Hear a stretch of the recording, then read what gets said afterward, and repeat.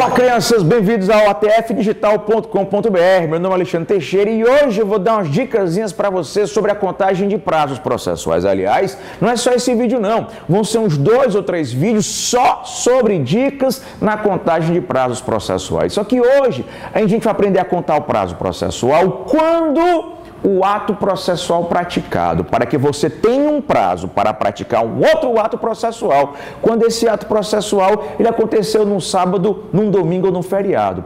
Por mais que todos nós saibamos que nos termos do artigo 775 da CLT, você conta prazo processual trabalhista como você conta prazo processual civil. Como é que eu conto isso então, professor? Você exclui o dia do início do prazo, é claro, e inclui o dia do vencimento. Então, a contagem dos prazos trabalhistas obedece à mesma regra da contagem dos prazos civis, excluindo-se o dia do início e incluindo o vencimento. Então, se você foi intimado numa quinta-feira, cuidado com isso, hein? Se você foi intimado numa quinta-feira, início do prazo, quinta, contagem do prazo, sexta. O dia do início do prazo é o dia da intimação, é o dia da notificação, é o dia da citação. Cuidado para não errar, porque a gente fala, mas às vezes a gente não sabe o que está falando. Como é que você conta prazo? Todo mundo grita. Prazo eu conto com a exclusão do dia do início e a inclusão do vencimento. Fala e não se toca que o início do prazo é o dia da intimação.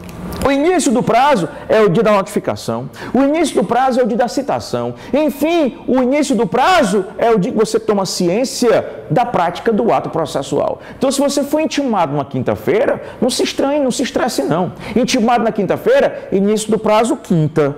Início do prazo quinta, a contagem é só no dia seguinte, é só na sexta. Aí imagine que o prazo é de 5 dias. Aí início do prazo quinta, contagem, sexta, sábado, domingo, segunda e terça-feira. Até porque você conta prazo com a exclusão do dia do início. E repito, o dia do início é o dia da intimação, da notificação, da citação, enfim, é o dia que você tomou ciência da prática ou para a prática do ato processual. Acontece que a própria CLT, no parágrafo único do artigo 770, a CLT ela prevê a possibilidade de os atos processuais serem praticados excepcionalmente e com autorização do juiz. Esses atos podem ser praticados em sábados, domingos e feriados.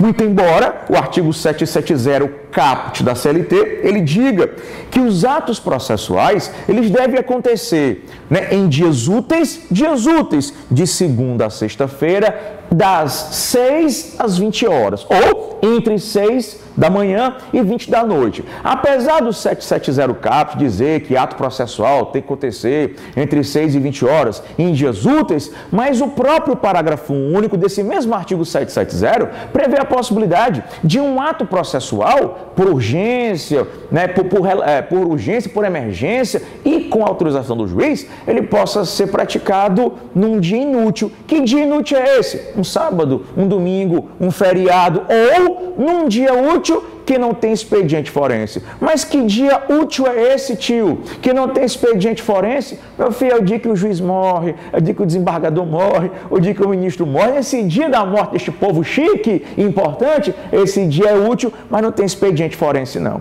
Então imagina que um certo ato processual foi necessário ser praticado num domingo. E aí o juiz autorizou por uma questão de urgência, de emergência, o juiz determinou que um certo ato processual, uma intimação, por exemplo, uma intimação excepcionalmente fosse feita no domingo.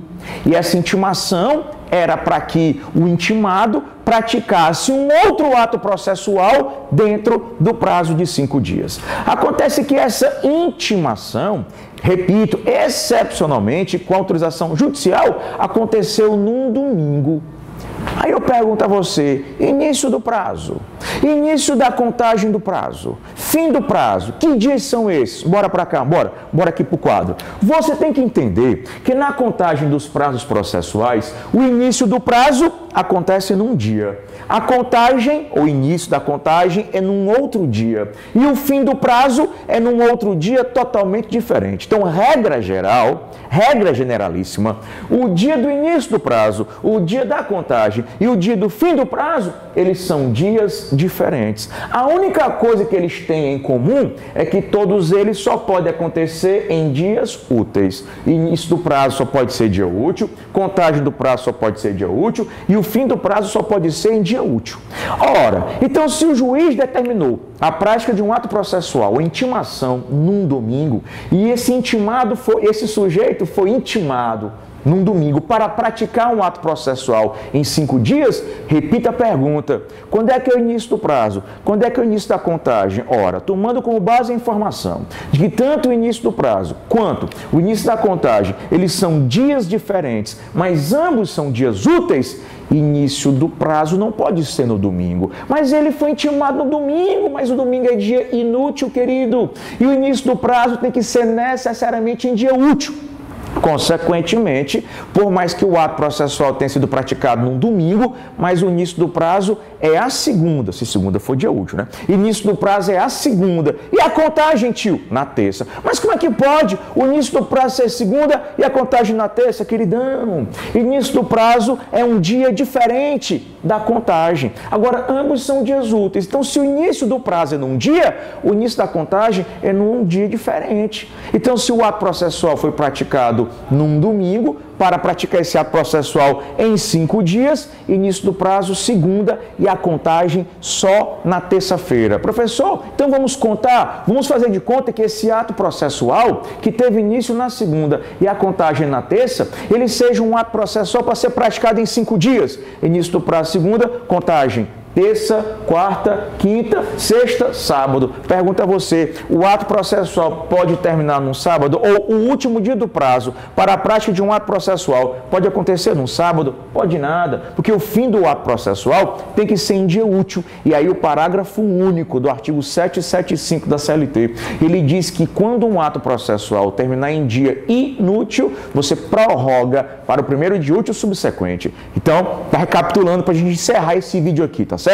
Então, se você praticou um ato processual num domingo, início do prazo nunca pode ser domingo, início do prazo segunda, a contagem terça, tá certo? E se o último dia do ato processual cair em sábado, domingo ou feriado, você prorroga para o primeiro dia útil subsequente. Professor, isso é uma marmota do processo do trabalho. Bem, realmente, você tem aqui, neste caso em particular, a súmula 262, inciso 1º do TST. Mas não se engane não, que essa súmula 262, inciso 1º do TST, ela é apenas uma cópia fiel do artigo, olha só, é uma cópia fiel do artigo 240, parágrafo único do CPC, combinado com o artigo 184 também do CPC. Moral da história, esta regra de contagem de prazo, que eu acabei de explicar para você, tanto é processual do trabalho, como ela é processual trabalhista, a regra é a mesma. O tio vai se despedindo por aqui, eu volto já já com mais dicas sobre prazos processuais. Até mais.